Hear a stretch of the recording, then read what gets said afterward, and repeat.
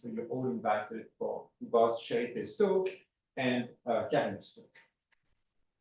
Today, it's my pleasure to introduce our first speaker of the year, the ALS series. You're all invited for this very unpleasant.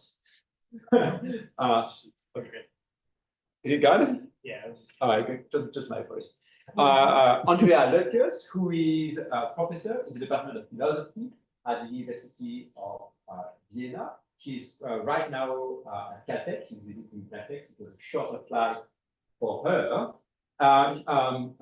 Andrea has training in physics, but has been working on a range of topics in biology and in the general philosophy of science, as well as the history of science. In the philosophy of science, she has been working a lot on issues around modeling and simulation.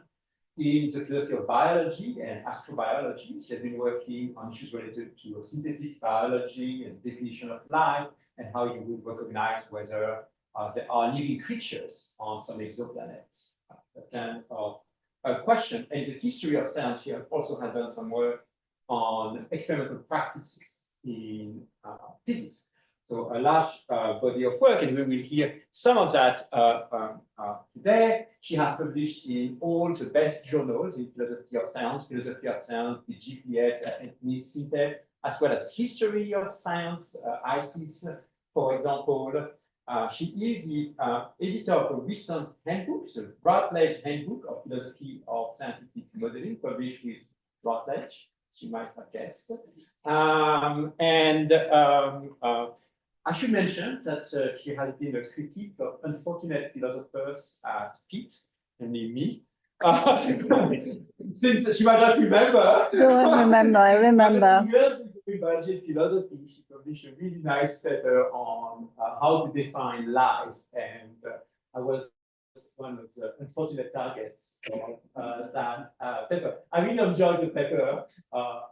In fact, I think now I was a reviewer of the paper, but just a great piece of philosophy of biology. Anyway, today, Andrea will be talking about model templates and model-based unification in contemporary science. Andrea, the yours. Okay. So thank you very much for having me. It's really an honor to be here and to give this presentation, have the opportunity to talk about some of some of the work which we, and by we I mean Taya and me, have been doing over the last years on model templates. And it's lately we also started to think about this as something which we call model-based unification in contemporary science. I know unification is always a big term, and you may ask, don't we have enough variations of unification already around? Do we need one more? And I'm not sure about it. We can discuss it at the end of the talk, but I think it's just a suggestion, so that maybe it points in this direction a little bit. So just to give it as a kind of motivation also, I will start with some very basic observations about why we started to think about this term of model-based unification. And I need my glasses. So we think that what we over the years, what we observed is a kind of this cross-disciplinary modeling, which means we have a specific kind of models, and here network models, which have been discussing, or they are discussed lately a lot also in philosophy of science, and which are all over the place when you go into physics, biology, sociology, or whatever you want to name it, or AI. So we talk about networks. And networks are not new. Networks models have quite a history, and which sometimes we think get a little bit forgotten about, that it has already roots in statistical physics and also in graph theory,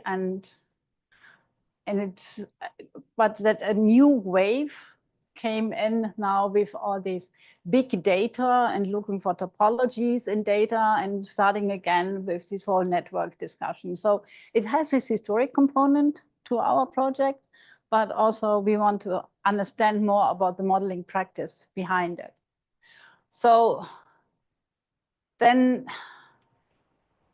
we asked ourselves at some point, so what do we see when we look at these network models?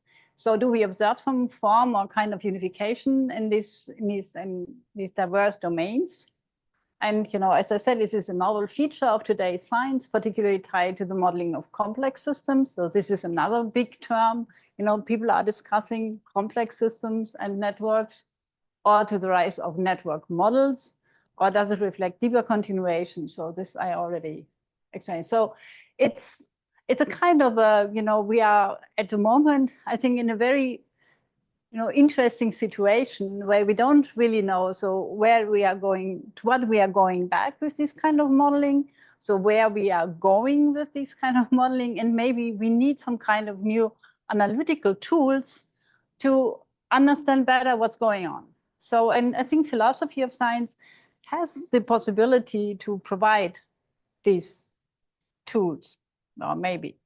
So this way. So, and another question which always comes up when you talk about network models is, are these models revealing some deep shared structures in the world? Or is it merely, are we imposing some mathematical tools and physical concepts onto unrelated phenomena? So, as I say, I will not present ready-made answers to these questions. I pose these questions, and maybe I can offer some, first, with our analytic tool, is these model templates. Maybe there is a way of going about this. So, and the other question which always comes, so what is gained and what might be lost when possible structural similarities are emphasized across fundamental different domains? And here we have this on the, I don't have a pointer, right? So the network you see on this side is one of these scale-free network models, or Barabasi models, which had been around, since the 2000s now, and has caused a huge debate also among scientists. And one of, more or less very prominent critics of these scale-free networks is Leo Pachter.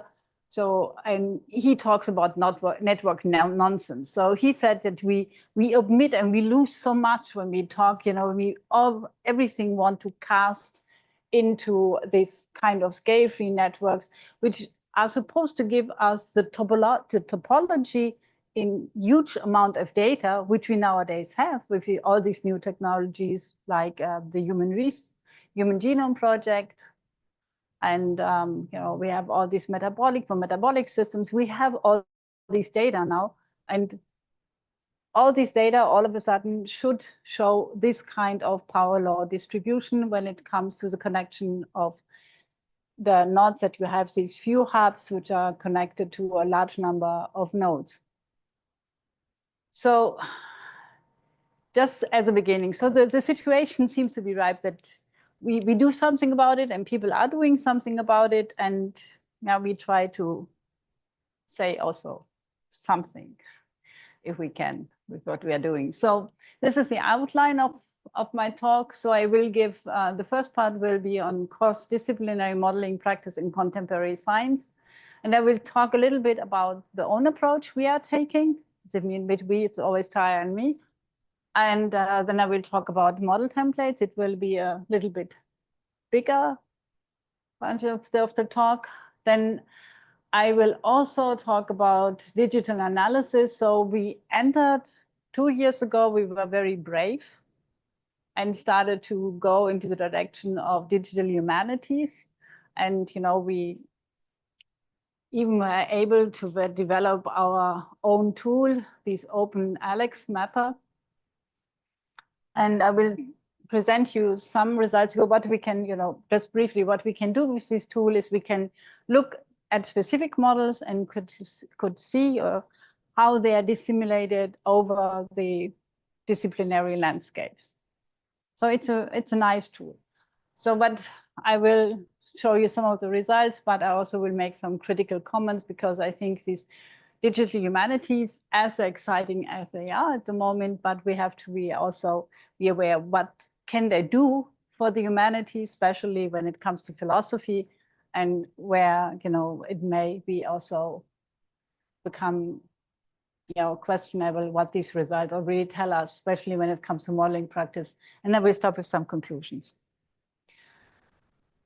So just starting from the basics. So I said I would tell you a little bit about our modeling approach, and we have been both very much influenced by this volume when it came out in 1999. This was an edited volume by Mary Morgan and Margaret Morrison, Models as Mediators, which really put the modeling practice into the center of attention. And in the meantime, you will be very much aware there's a huge amount of literature on modeling. So different kind of, you know, models, materiality of the model. We have model organism, mathematical models, models in computer simulations, or, you know, understanding of models, models as fictions, or, you know, what's the representational relationship between models and targets.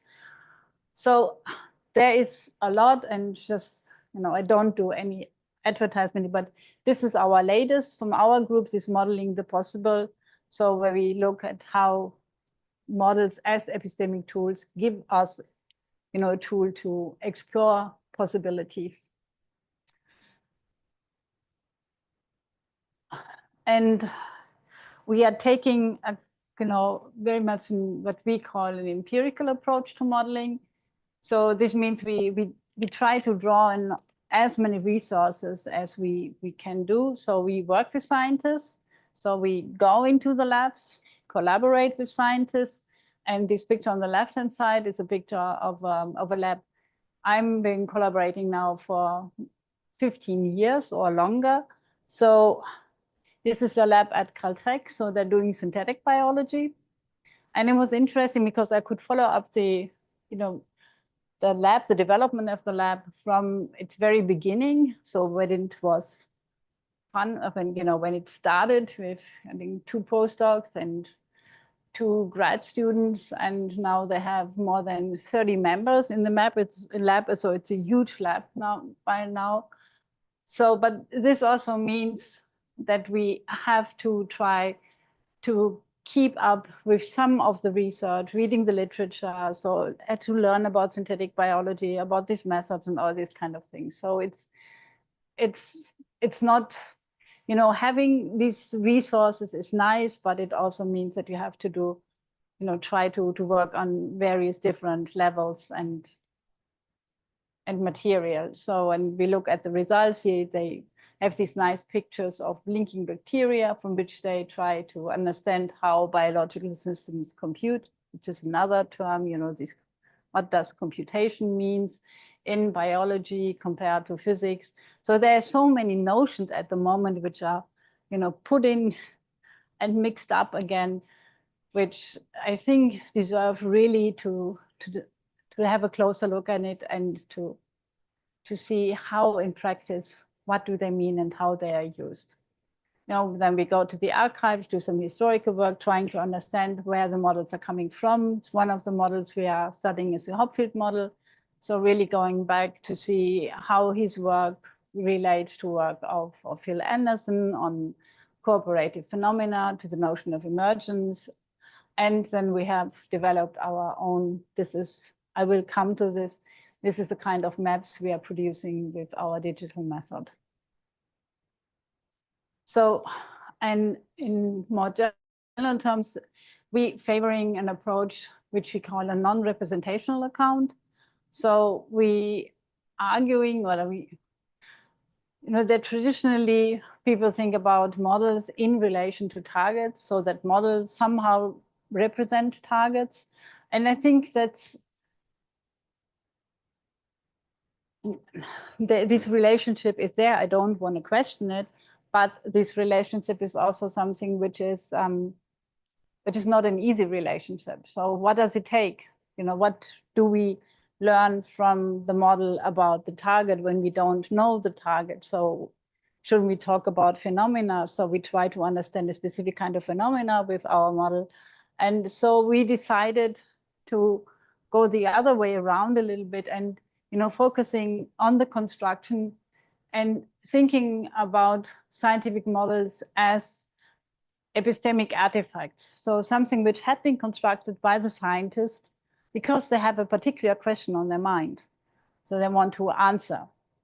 So, and this guides a lot of the construction process. And during the construction process, you know, what the scientist already learns about the phenomena or about the system, which is supposed to study, it's a lot in which always is underestimated when you only talk about the model-target relationship.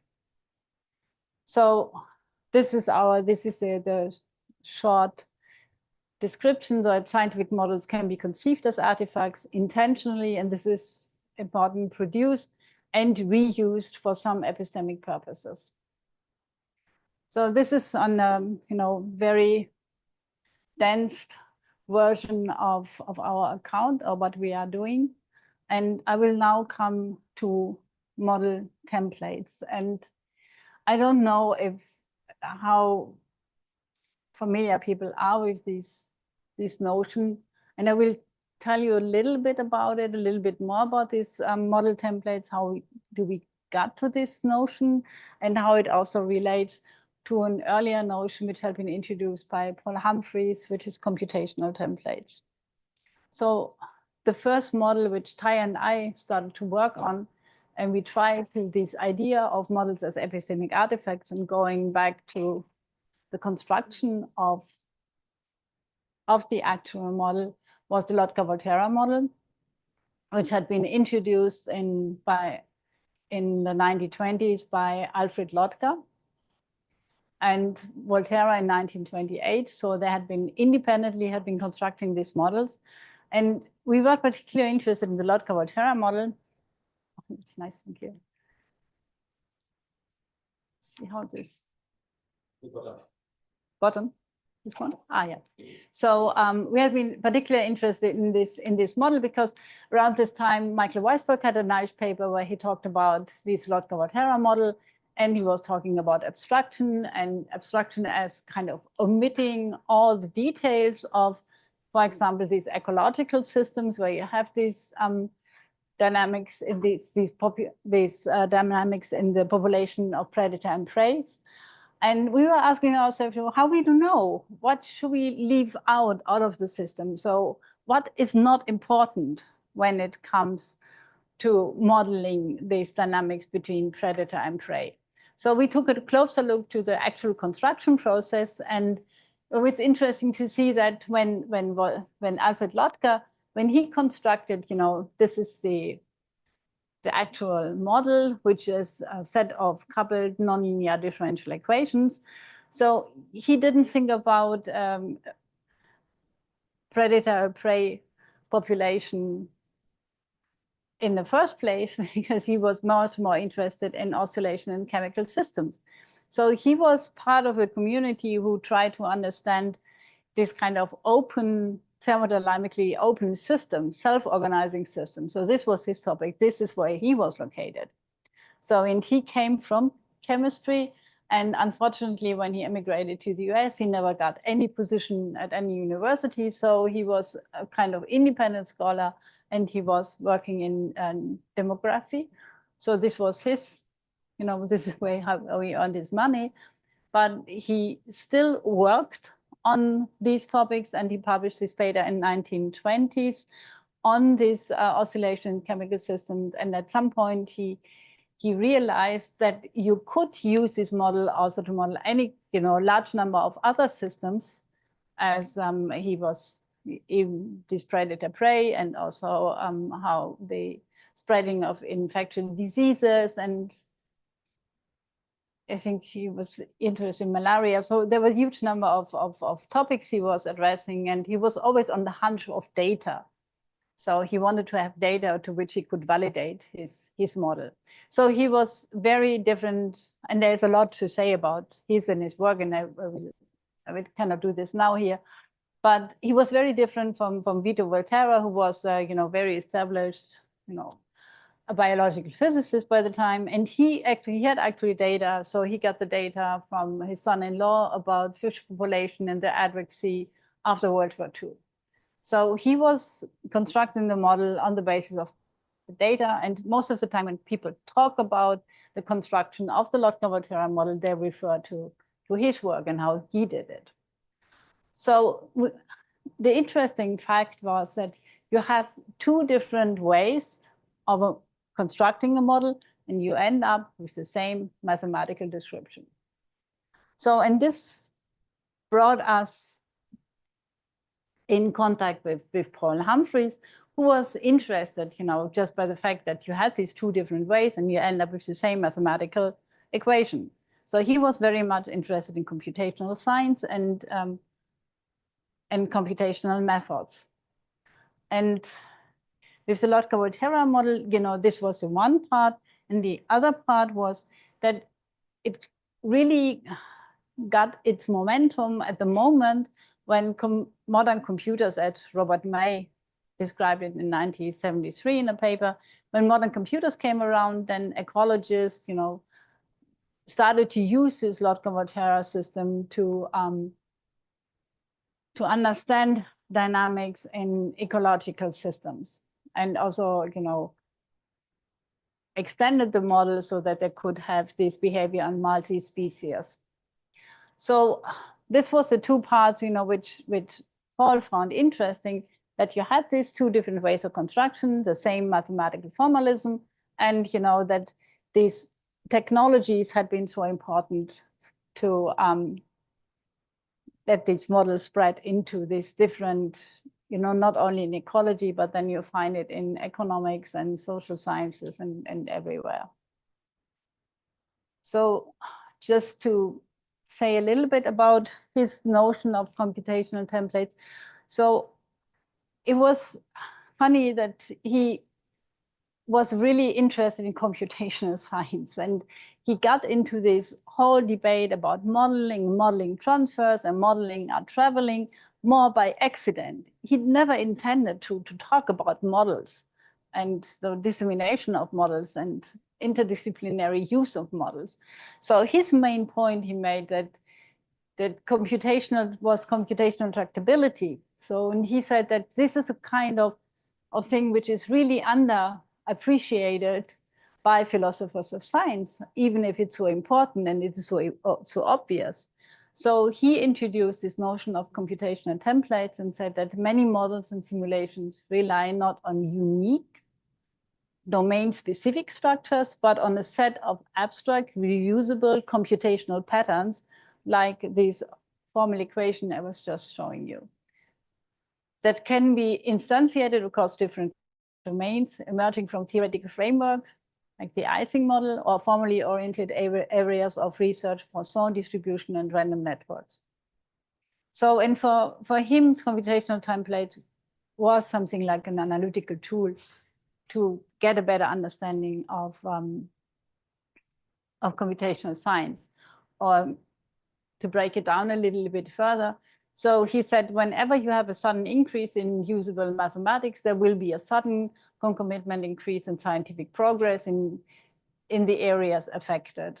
And that in science, there are a small number of computational templates, such as Poisson distribution, harmonic oscillator, and so on and so on. And that these computational templates offer organizing units of science.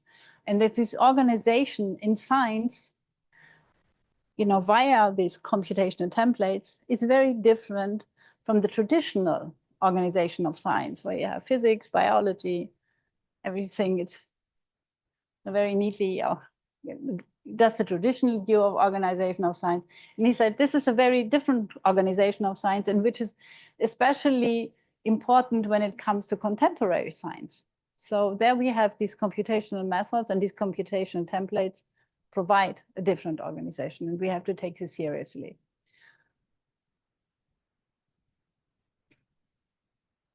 Okay, just to give you a little bit on, he came from these computational templates. So how do we get from these computational templates to computational models? So when he talks about the Ising model, so this is actually, it's a model. So there is this mathematical description of the energy function, which would be the formal part, but he then said, what you do when you have a computational model, you build your model around it, around the formalism. And here we have this Loettger-Volterra equation again. And he said this building the model around this formalism, what it takes or what you need is these switching to German. So these 4 components, this is the construction assumption, correction set, justification, and interpretation. So by construction assumption, he means that you assume random encounters between prey and predator. This is the term here, this beta xy and delta xy. And you have this proportional growth and decay. And that's a closed system. This means that you don't have any kind of external perturbation to the system. And then you have a justification why you model your system in this way. And here the mathematical tractability, it's why. And then you have the interpretation you get from this formalism that, when you apply it to this predator and prey cycle, you interpret it as ecological stability or instability. And this was a lot of people got always confused about this correction set. Why do we have already a correction set at the beginning? So in the construction, you already, know how to change your template in case it shouldn't fit the data. So you would know how to tweak your mathematical model. So where the screws you have to tweak in order to adjust it better. And what's important here is that the construction assumptions which are made already are linked to the interpretation. So you cannot take them, the way you construct your model also feeds into the interpretation of the model. So this was his account. And as I said, we got in contact with him and, had discussions with him about these things. And at some point we thought it's not the whole story. So there has to be more. It's not only these computational templates play a very important role, and they're great analytical tools. But what we also need is take into account that it's not only this computational templates which is applied in these different areas, but we also have to take into account that they're connected to some conceptual, to concepts, they're connected to mathematical models. So even when they're picked up by scientists in these different disciplines. So, and we came to this view, to this understanding, is when we were looking. This is a picture of a Spindler's model, which I will talk about more detail later on.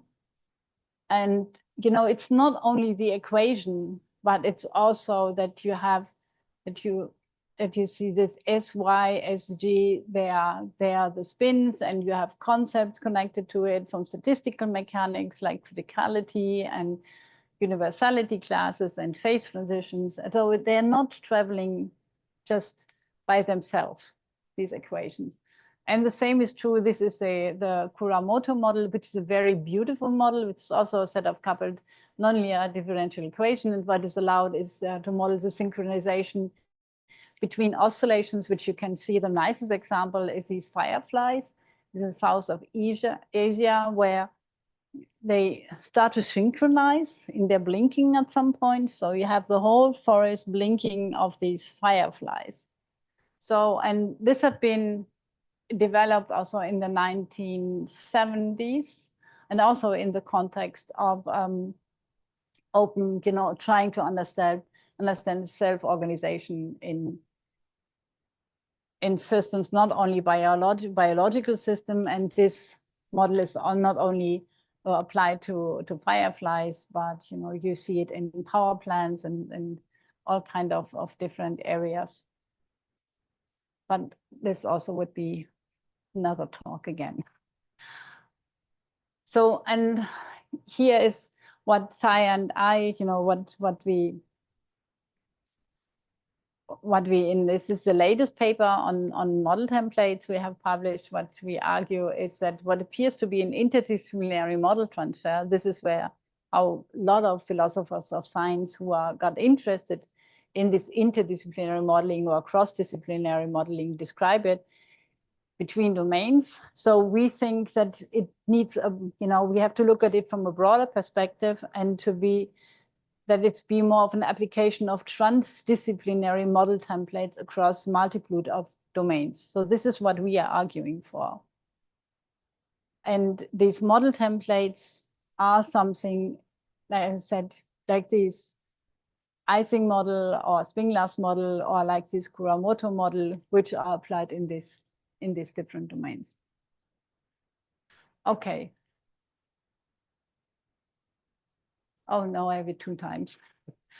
So the shift from computational templates to model templates as units of analysis takes now into account the theoretical and conceptual resources that templates make available, and that facilitates the application to new domains, providing material for further theoretical development. So this is the point we try to make with our notion.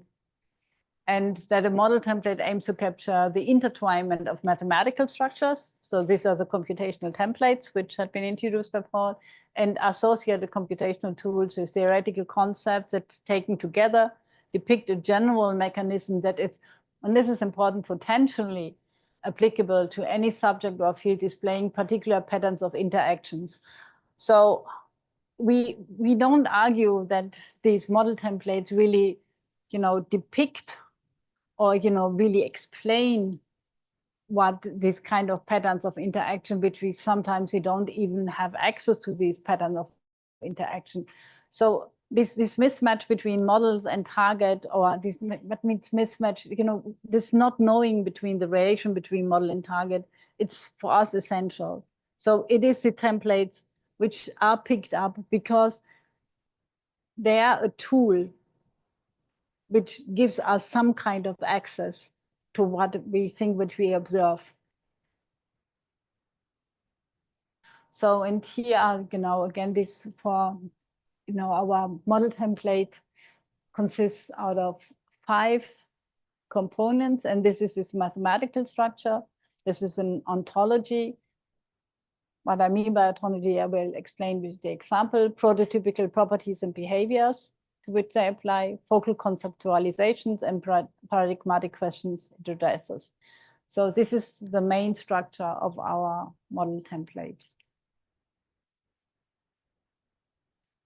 So, and just make it a little bit more easier to grasp. So for scientists, these model templates, we think of it as this platform, so minimal model construction, coupled with very general conceptualizations without yet any subject-specific interpretation or adjustment.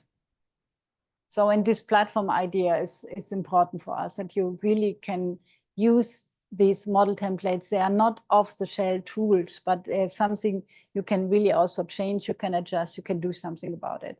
And I think for philosophers, these model templates, this notion of model templates are analytical tools in addressing this transdisciplinary modeling practice. So now I think that's enough about, all these model templates and about our notion we have here.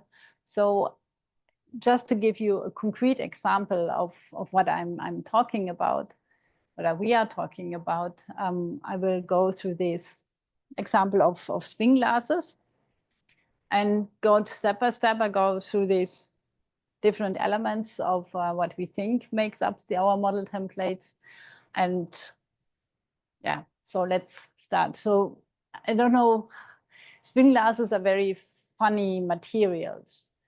So they are magnetic alloys. You take, for example, you take some gold and put some iron into it. So, and what happens is that you get this kind of behavior here. This is, you have, these magnetic moments. And this poor guy here, He doesn't know what to do, because here he got the impulse to point in this direction, and from the other one in the other direction. So it's like, you are in the middle of two friends and they want different things from you and you don't know what to do. So it's frustration. So they really call this frustration. And on the long run, when you look at the different system, what you have is a kind of disorder in the system.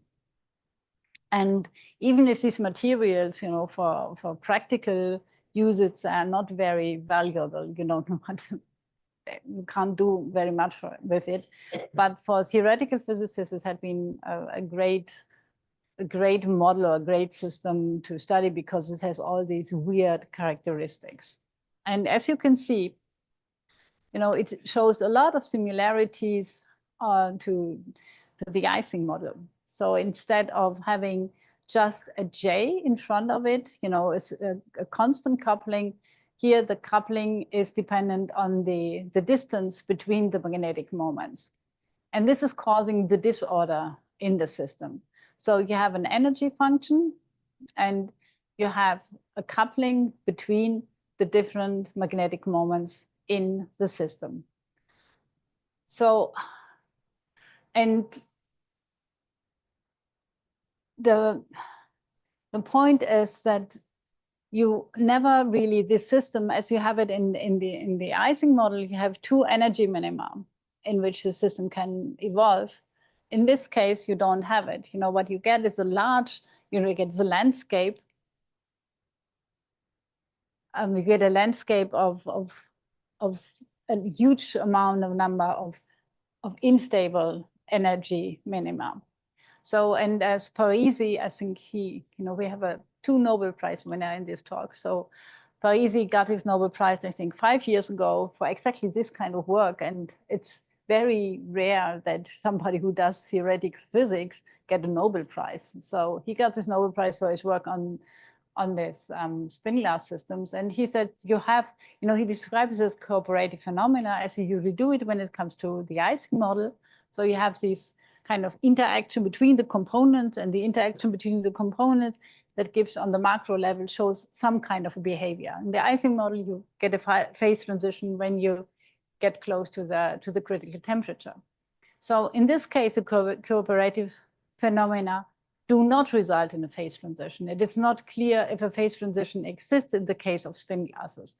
So nobody really knows what these systems are doing. So because they are evolving on such a long time scale, it would take maybe a couple of generations of scientists just wait and see what happens. And you don't even know if you will ever get to any kind of energy minima in this case. So this made it so interesting for them. So, and here you see this energy landscape, how it looks like.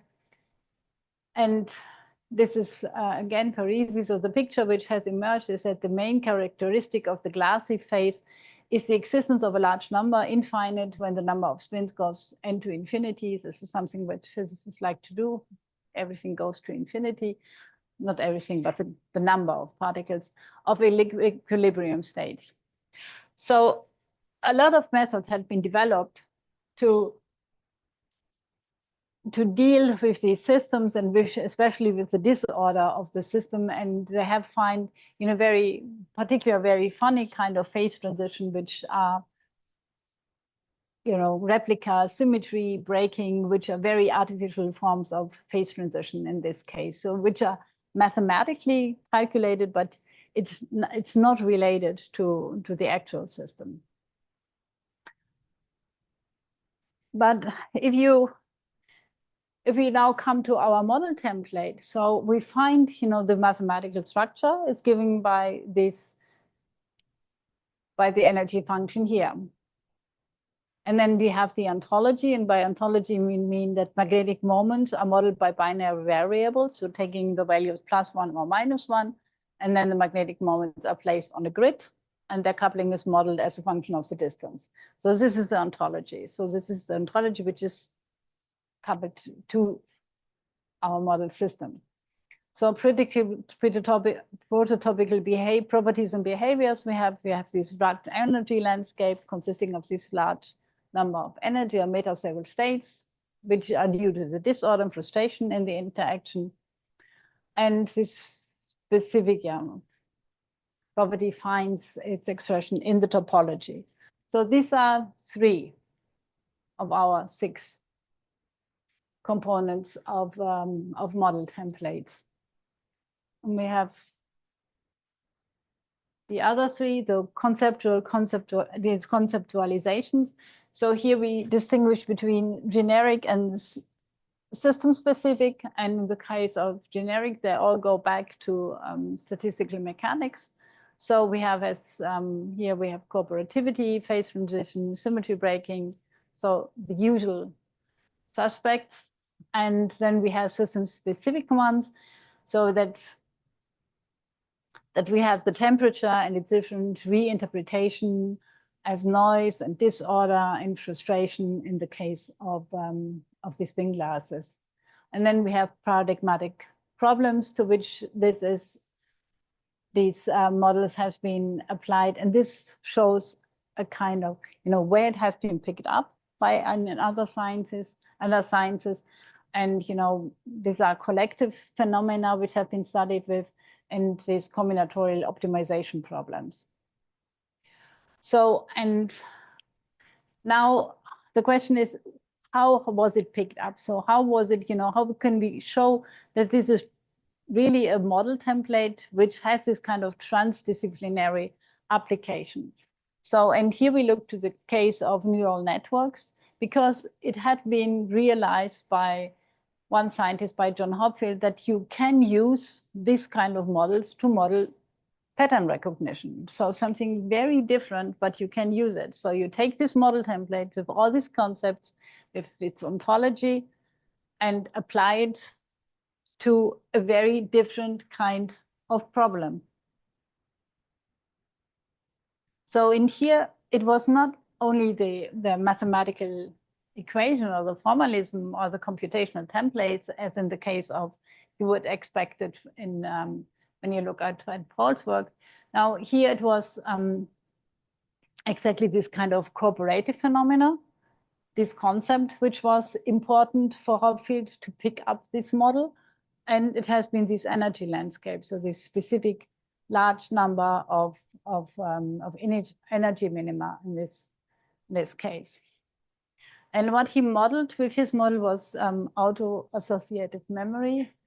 So, and for the French people here, one of the nicest examples is Proust. You know it from Swan's World.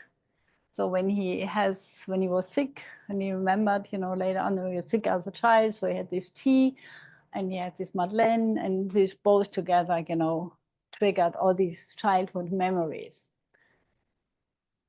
And this is a less poetic version of what's going on, or what, how Hopfield translated it into this picture of attractors, basins of attractions, this kind of energy landscape we saw in the spin glass. And you see the energy function looks very similar, again, to what we know from the spin glasses, but now we give this coupling, we give a different interpretation, but because we have to store information, we have to store patterns into the system. So these are the patterns which get stored in the system, and which you can imagine like the weights in this neural network. And then he also introduced the dynamic. So because if you see something and you recognize it, there's a process behind it. So this is also a very kind of formal way of modeling a dynamic. You randomly choose one of these, he calls it now neurons. And when I was doing this kind of modeling during my time in physics, they often enough in the group that even differentiated between neurons and spins. They were talking about spins when we're talking about neural networks. So they didn't make any difference between them. So, but in this case, so he was talking about neurons. And if a flip lowers the overall energy here, then it's taken, and otherwise not, then it stays. So in this way, you get into, when you are close enough to one of the attractors, you develop into one of the attractors. So, but I think this is a nice example of, you can see from the Isaac model, which was one model template, it was picked up and it was changed a little bit and it became the spin glass model. And then now we get even a model, which brings us into neural networks. I wouldn't say that it brings into neuroscience. Even he intended, that maybe people from neuroscience would get interested into his way of modeling pattern recognition or auto-associative memory, but they never did. But he also had in mind that probably this could be also something which suggests some kind of computer architectures, which would be much more efficient than the one we have been using, we are using. And the later one turned out to be the case because his model is on the basis of all these large language models nowadays. So you can see, I think this Hopfield model and the spin glass model, you can see how this template has been picked up, and how it, this kind of history of lineage which goes through it, and that it might, offer us something like an analytic unit or an unit of analysis for this kind of modeling practice, which we are seeing in contemporary science. You still need some work, it's not done yet, but I think we have, I have the impression it's a start. So how much? About 45 minutes. I have to talk, I talked for 45 minutes.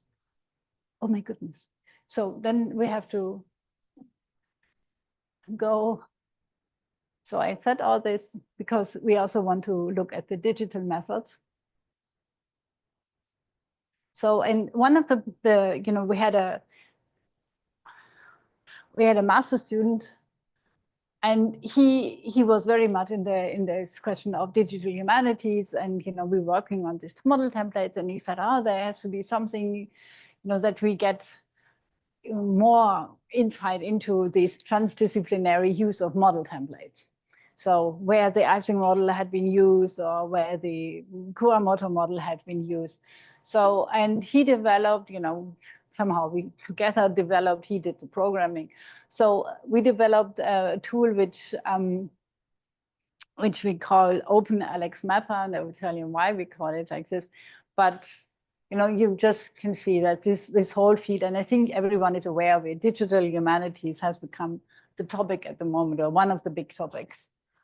And so we developed this tool, and the nice thing about it, so if you really want to use it, it's open resource, you can use it. It's not difficult to use. So we call it OpenAlex Mapper because OpenAlex is a database, a huge database where you have stored a lot of, I don't know how many, huge amount of papers, and which is free. You are not doing any crime also when you download the papers and the data. And the data is one of the big things. How do you get to your data when you want to use, to get into this field of digital humanities? So the first thing was we needed a kind of this landscape, this disciplinary landscape. So for this, we use this language model here, and then we do this kind of semantic modeling, semantic relations between the papers, and I don't go into these details. And it's some kind of UMAP, which is also a highly debated technique. It's also, it would be an extra talk about this. So, but what we got was this kind, in the end, a little bit of fine tuning and twiggling around. We got this disciplinary landscape. on which we then, we looked in the OpenAlex mapper, you just put in a keyword, say Ising model, and then you get all the papers which mentioned Ising model. And then what you can do, then we embedded the whole thing, and we projected the whole thing about our disciplinary map. So it doesn't make sense to go into all these details at this point. It's only for, but this is how the interface looks like. You just give in your search, you first look in OpenAlex for what you're looking for, and then you put it into our program, and then what you get is something like this, which shows you in a very nice way, with the different color codings. You can even follow up how a model, I don't want to use the word traveling, but how it was going from, picked up in one, started to be used in one area, and how it moved then into other areas.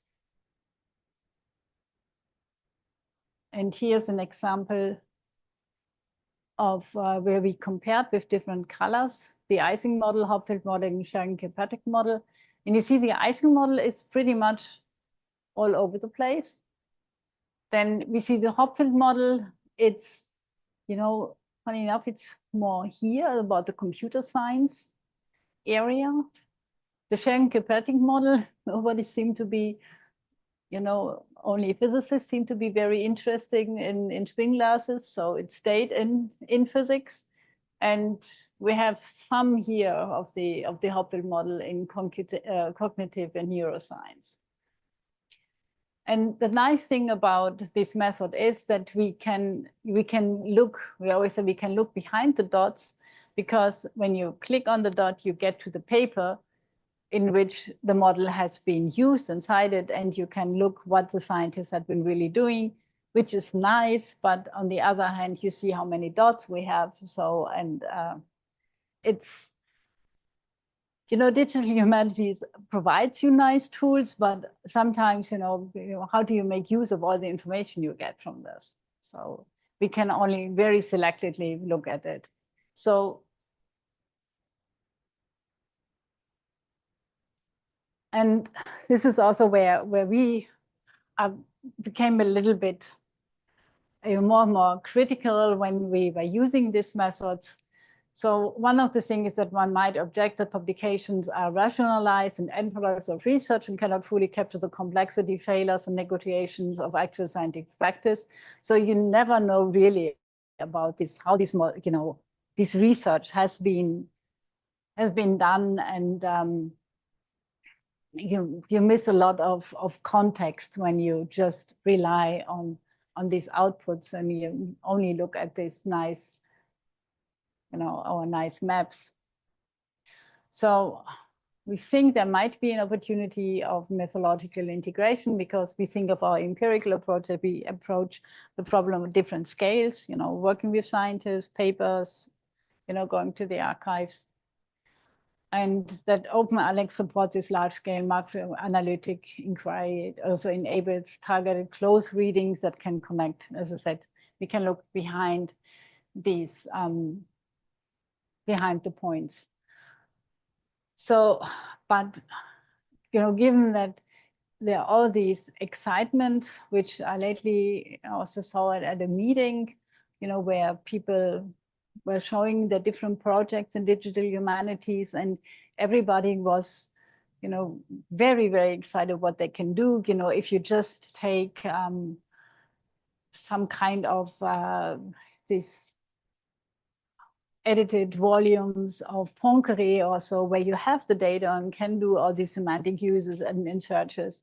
But what do you do, as in our case, we are dealing with contemporary science, we are using, different disciplines are coming in, and we would like to use for equations. So how do we look for equations?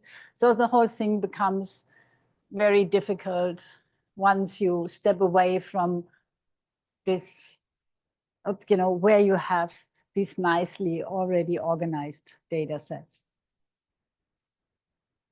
So just I want to end with some comments on this question I was starting out. So do we really do we need a further version of unification? So it's still an hypothesis that modeling has become an important mode of unification in contemporary science, which demands for an in-depth philosophical analysis. This is where we stand at the moment.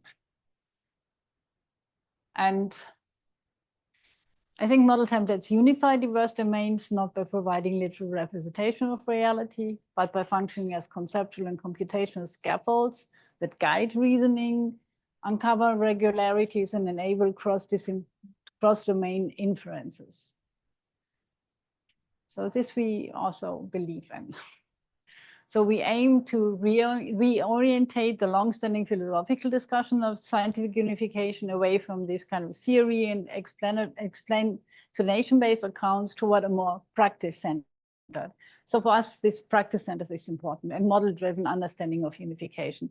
You can say it's, we add, a further version, but why not? I mean, there are already so many out there, and I think this practice-centered is something new which we bring to the table. And yeah, this I at the beginning, what is gained and what meant. Oh, you know what this was? We skipped the last one. So I have to thank you, Andrea. So we have been doing all this work, and this is Max. And Max had been, working on this Open Alex Mapper tool, which I just showed you. So here I'm done.